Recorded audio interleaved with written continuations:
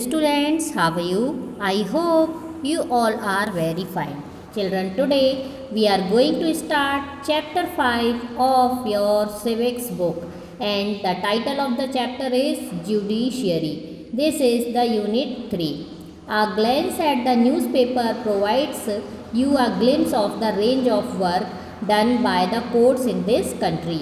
But you can think of why we need these courts. As you have read in Unit 2, in India we have the rule of law. What this means is that laws apply equally to all persons and that a certain set of fixed procedures need to be followed when a law is violated. To enforce this rule of law, we have a judicial system that consists of the mechanism of courts that a citizen can approach when a law is violated. As an organ of government, the judiciary plays a crucial role in the functioning of India's democracy. It can play this role only because it is independent. What does an independent judiciary mean? Is there any connection between the court in your area and the Supreme Court in New Delhi? In this chapter, you will find answer of these questions.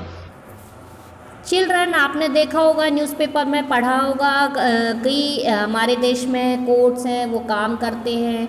तो आपके मन में कई बार कहो ये बात आती हो कि कोर्ट्स की ज़रूरत क्यों है। आपने यूनिट 2 में भी पढ़ा कि जो लॉ होता है वो सभी के लिए समान होता है। तो ये इसकी ज़रूरत क्यों होती है, क्या प्रोसीजर है ना, क्या हाई कोर्ट क्या है, सुप्रीम कोर्ट क्या है, इनके बीच में कनेक्शन क्या है, जुडिशियरी की ज़रूरत क्यों होती है, आपने इन सब का नाम ज़रूर सुना होगा। तो देखिए, हमारा जो कॉन्स्टिट्यूशन है, हमारा जो देश है, वो 3 तरह की पावर शेयर करता है। पहला तो ये है कि जो पावर्स है वो लेजिस्लेटिव्स, और उसके बाद सेकंड पावर एग्जीक्यूटिव और थर्ड पावर जुडिशियरी में डिवाइडेड होती है। लेजिस्लेटिव क्या होते हैं, जो कि जनता चुनती है, हमारे रिप्रेजेंटेटिव्स, वो लेजिस्लेटिव कहलाते हैं और वो जो है वो रूल्स वगैरह बनाते हैं।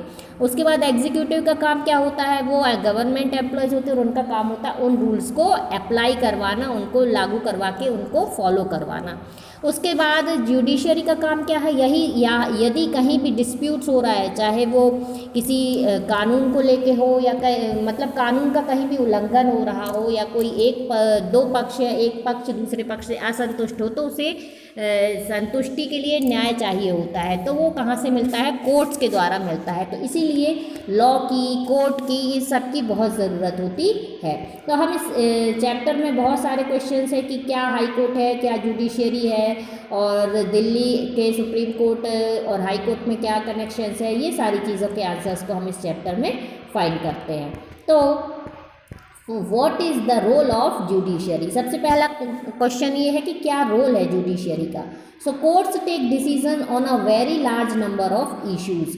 दे can decide that no teacher can beat a student, or about the sharing of rivers waters between states, or they can punish people for particular crimes. Broadly speaking, the work that the judiciary does can be divided into the following: dispute resolutions, judicial reviews, upholding the laws and enforcing fundamental rights. So, dispute resolution, the judicial system provides a mechanism for resolving disputes between citizens and the government, between two state governments, and between the centers and state government. Judicial review, as the final interpreter of the constitution, the judiciary also has the power of strike down particular laws passed by the parliament if it is believed that these are a violation of the basic structure of the constitution. This is called judicial review. Now, upholding the law and enforcing fundamental rights. Every citizen of India can approach the Supreme Court or the High Court if they believe that their fundamental rights have been violated.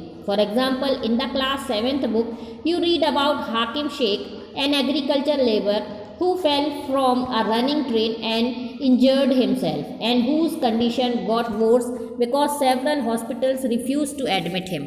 On hearing his case, the Supreme Court ruled that Article 21, which provides every citizen the fundamental right to life, also includes the right to health.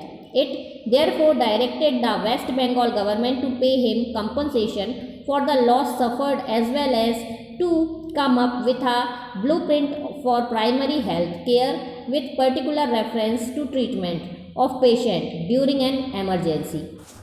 जो courts होते हैं, courts बहुत सारे issues होते हैं, बहुत सारे so many issues जिनका कोर्ट्स में डिसीज़न होता है, चाहे वो एक टीचर के द्वारा स्टूडेंट को पीटने वाला डिसीज़न हो, या फिर दो स्टेट्स के बीच में रिवर वाटर को शेयरिंग को लेकर कोई इशू हो, या फिर किसी पर्टिकुलर क्राइम के लिए किसी पीपल को किसी व्यक्ति को पनिश करना हो, तो हर चीज़ के लिए लोग कहाँ जाते हैं, कोर्ट में जाते हैं। और लोगों का विश्वास भी होता है, लोग कह देते हैं कि I will see you in court, क्योंकि लोगों को हमारी कानून पर, हमारे देश के जुडिशरी पर भरोसा होता है।